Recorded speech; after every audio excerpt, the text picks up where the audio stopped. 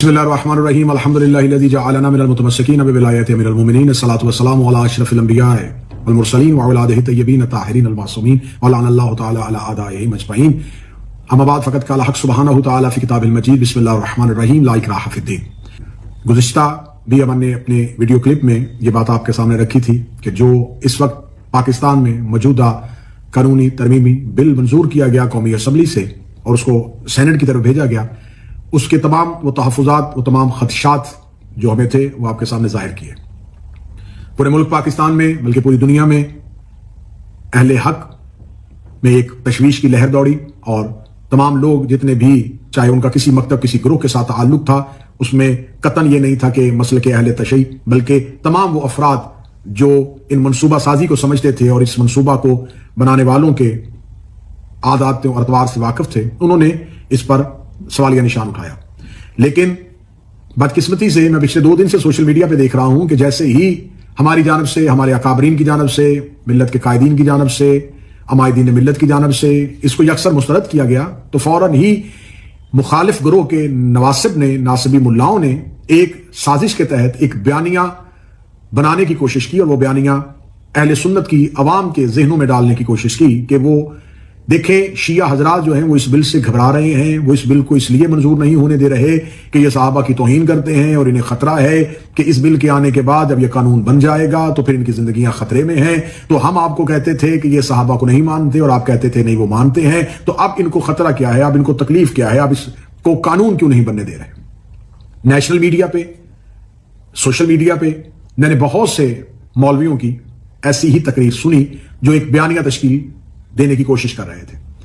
آج کی میں ویڈیو میں اپنے مکتب کا ایک طالب علم ہونے کی حیثیت سے یہ گزارش کروں گا کہ پہلا سوال یہ ہے کہ اگر آپ اس بل کو منظور کروانا چاہتے ہیں اور اس کو قانون بنانا چاہتے ہیں اور اس کی سزاؤں میں اضافہ چاہتے ہیں، ہم قطعاً کوئی اعتراض نہیں کریں گے۔ پوری ملت تشیع، پورے مکتب آل محمد جو ہے وہ اس کا خدہ پیشانی سے استقبال کرے گا، یوم تشکر منائے گا اس قانون کو بننے کے بعد۔ لیکن آپ کو اس سے پہلے ہم سے ایک ڈیبیٹ کرنی پڑے گی۔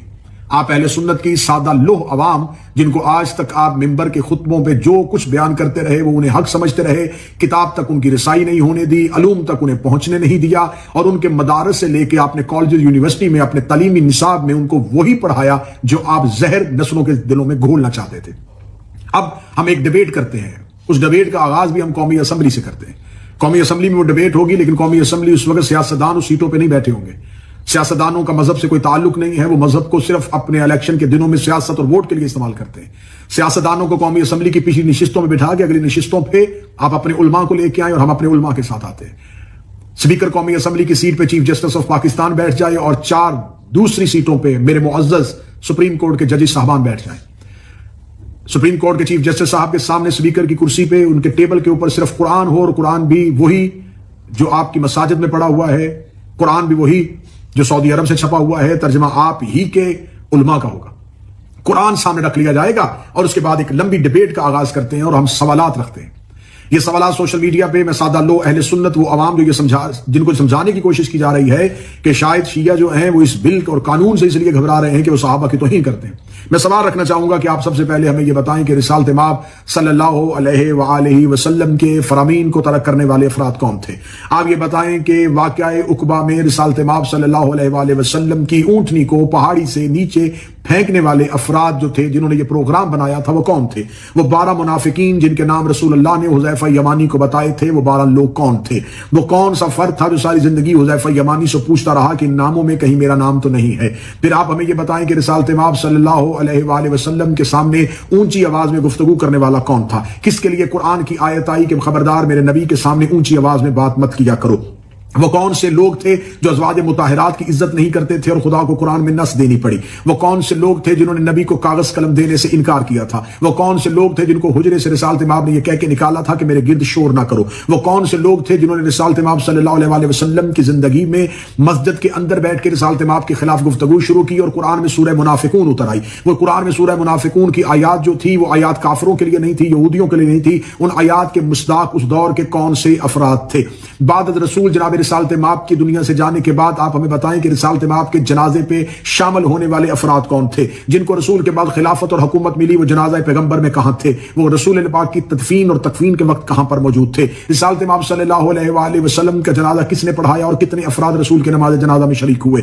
بعد رسول جناب رسالت مآب کے جانے کے بعد سقیفہ بنی سعدہ میں جو خلافت تقسیم ہوئی، جو اجماع ہوا، وہاں پر جو شور ہوا تھا وہ شور کرنے والے افراد کون تھے؟ سعد بن عبادہ انصاری قبیلہ خزرج کے سردار کو وہاں پر مکوں، تھپڑوں اور ٹھڈوں کے ساتھ مارنے والے افراد کون تھے؟ جن لوگوں نے بیعت خلیفہ کی نہیں کی تھی ان کے خلاف شورش برپا کرنے والے کون تھے؟ منکرین زکوٰۃ کا بہانہ بنا کر قبائل پہ حملہ کروا دینا اور مالک بن نویرہ کو قتل کرنے والا فرد کون تھا؟ کون تھا جس نے مالک بن نویرہ کو قتل کرنے کے بعد ان کی زوجہ کے ساتھ زنا بالجبر کیا تھا؟ وہ کون سے لوگ تھے جنہوں نے اس دور میں امیر المومنین کے دروازے پہ آ کے دھمکی دی تھی؟ وہ کون لوگ تھے جنہوں نے امیر المومنین کے دروازے کو جلایا تھا؟ وہ کون لوگ تھے جنہوں نے جناب سیدہ صلوات اللہ علیہا کو ان کے حق سے محروم رکھا تھا؟ وہ کون لوگ تھے، صحیح بخاری میں موجود ہے، جن سے جناب زہرا آخری وقت تک ناراض رہی تھی؟ وہ کون لوگ تھے جن سے جناب زہرا نے وصیت میں کہا تھا یہ میرے جنازے پہ نہ آئیں؟ وہ کون سے لوگ تھے جنہوں نے جناب سیدہ کا نماز جنازہ وصیت کے مطابق زہرا کے کہ ان کو میرے جنازہ پڑھنے سے روک دیا جائے؟ وہ کون افراد تھے جن کی جناب زہرا نے جنازہ نہ پڑھنے کی وصیت کی تھی؟ وہ کون سے افراد تھے جنہوں نے امام حسن علیہ السلام کے جنازے پہ تیر برسائے تھے؟ وہ کون سے لوگ تھے جنہوں نے امام حسن علیہ السلام کے خلاف قیام کیا تھا؟ وہ کون سے افراد تھے جنہوں نے امام حسین علیہ السلام کے خلاف بیعت یزید کی تھی؟ وہ کون سے افراد نے جنہوں نے یزید کا ساتھ دیا تھا؟ وہ کون سے افراد تھے جو ہر دور میں آئمہ کے مقابل کھڑے رہے؟ وہ کون سے لوگ تھے جنہوں نے مدینہ میں واقع حرہ پہ بیت اللہ اور مسجد نبوی کی توہین کی تھی؟ یہ تمام سوالات جواب طلب ہیں۔ ان تمام سوالات کے جواب جب آپ کو مل جائیں گے، اور وہ تمام افراد، ہم شیعوں کی کسی سے ذاتی دشمنی نہیں ہے، کسی نے ہمارا باپ دادا قتل نہیں کیا ہوا، کسی نے ہماری جائیدادوں پہ قبضہ نہیں کیا ہوا، ہم لڑ رہے ہیں تو اہل بیت کے حقوق کے لیے، ہم لڑ رہے ہیں تو رسول اور رسول کے خاندان کے حقوق کے لیے۔ آپ ہمیں بتائیں کہ کیا ہمارا جرم یہ ہے کہ ہم نبی اور نبی کی اولاد سے وفا کر رہے ہیں؟ کیا ہمارا جرم یہ ہے ہم نبی اور نبی کی اولاد کے دشمنوں کو تسلیم نہیں کر رہے؟ کیا ہمارا قصور یہ ہے ہم نبی اور نبی کی اولاد کے قاتلوں کو بے نقاب کرنا چاہتے ہیں؟ ہم سوال کرنا چاہتے ہیں جنگ جمل کس نے کی تھی؟ جنگ صفین میں علی کے مقابلے پہ کون آیا تھا؟ عمار بن یاسر کے سینے پہ نیزہ کس نے مارا تھا؟ محمد بن ابی بکر کو زندہ گدھے کی کھال میں رکھ کے کس نے جلایا تھا؟ عبداللہ بن مسعود کی پسلیاں کس نے توڑی تھی؟ میس میں تمار کو تختہ دار میں کس نے لٹکایا تھا؟ یہ تمام سوالات کے جواب آپ نہیں دے رہے، اور آپ ہم سے الٹا کہہ رہے ہیں کہ آپ سب کو تسلیم کریں۔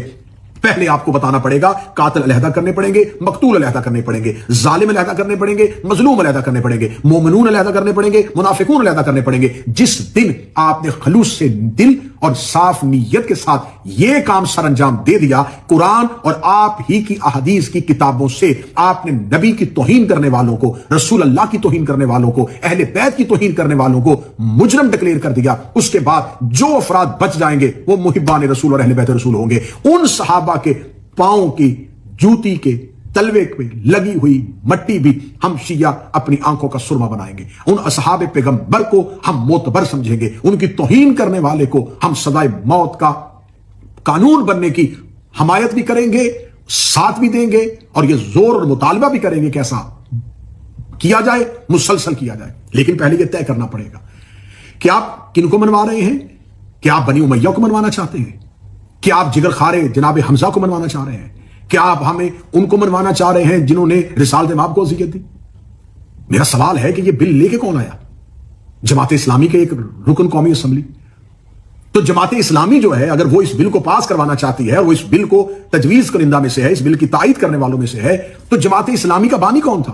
مولانا ابو العلا مودودی۔ تو پھر جماعت اسلامی کو مولانا مودودی کو تسلیم کرنے سے انکار نہ کرنا پڑے گا، کیونکہ مولانا مودودی نے خلافت و ملوکیت لکھ دی ہے۔ انہوں نے لکھ دیا ہے کہ خلافت راشدہ کے بعد صرف ملوکیت ہی رہی تھی، صرف بادشاہوں کی حکومت آئی تھی۔ تو پھر جماعت اسلامی کو کہنا پڑے گا کہ مولانا مودودی کے افکار اور نظریات کے ساتھ جماعت اسلامی کا کوئی تعلق نہیں۔ جماعت اسلامی نے جماعت اسلامی کا کانسیپٹ کہاں سے لیا تھا؟ مصر سے۔ تو آپ کو ڈاکٹر طٰہٰ حسین کی کتاب فتنۃ الکبریٰ پارلیمنٹ میں لے کے آنی پڑے گی، اور لکھنا پڑے گا کہ ہم ڈاکٹر طٰہٰ حسین یا مصر کے ان علماء کی ہرگز تائید نہیں کرتے جنہوں نے ملوکیت کے خلاف قلم اٹھایا تھا۔ پھر آپ کو صحیح بخاری چھوڑنی پڑے گی، پھر آپ کو مسلم چھوڑنی پڑے گی، پھر آپ کو مشکات کا انکار کرنا پڑے گا۔ کر دے پھر انکار۔ دو رستے ہیں، یا آپ اپنی ان کتب کا انکار کریں کہ ان تمام کتابوں میں جو لکھا ہے وہ تمام کتابوں پر لکھا ہوا غلط ہے، اور ہم ان تمام کہ ہم بخاری کے نظریات سے، ہم مسند کے نظریات سے، ہم احمد بن حنبل کے نظریات سے، ہم امام مالک کے نظریات سے، ہم ابن خلدون کے نظریات سے، ہم شبلی نعمانی کے نظریات سے، ہم مولانا ابو العلا مودودی کے نظریات سے سب سے ہٹ کے ہیں، تو پھر آپ ایک کوئی اور فرقہ ہے۔ اگر آپ یہ کہیں بخاری بھی ہمارا، مسلم بھی ہمارا، احمد بن حنبل بھی ہمارا، امام مالک بھی ہمارا، शिबली नुमानी भी हमारा, मौलाना अबुल आला मौदूदी भी हमारा, और कानून भी हमारा। ऐसा नहीं होगा। फिर आपको या तो उन्हें छोड़ना पड़ेगा, या जो सवालात मैंने रखे हैं इन सवालात का जवाब आपको पार्लियामेंट हाउस में देना पड़ेगा। फिर जो लोग बच जाएंगे, फिर जो अफराद बचेंगे, तो हम कौन हैं जो ये कह सकते हैं कि साहबा इकराम की तौहीन होनी चाहिए, साहबा इकराम की इज्जत होनी चाहिए, लेकिन दुश्मनी आले मोहम्मद की इज्जत नहीं होनी चाहिए, अदुव्वे अहले बैत की इज्जत नहीं होनी चाहिए, जनाब सैयदा के दुश्मनों की इज्जत नहीं होनी चाहिए। हमारा तो सिर्फ इतना ही मुतालबा। अगर ये हमारा मुतालबा गलत है तो मेरे अहले सुन्नत अवाम जो सुन रहे हैं वो बताएं, क्या नबी और नबी के अहले बैत के साथ वफा करने वालों को छोड़ के अहले बैत और रसूल के साथ दुश्मनी करने वालों को तस्लीम करना इस्लाम है? तो फिर आप कौन सा इस्लाम मान रहे हैं? आप किसका कलमा पढ़ रहे हैं? इन तमाम सवालात के जवाब हल तलब हैं, जवाबात बड़े जरूरी हैं। जिस दिन आपके पास ये तमाम जवाब आ गए, मुल्क में अमन आ जाएगा, मुल्क में सुकून आ जाएगा।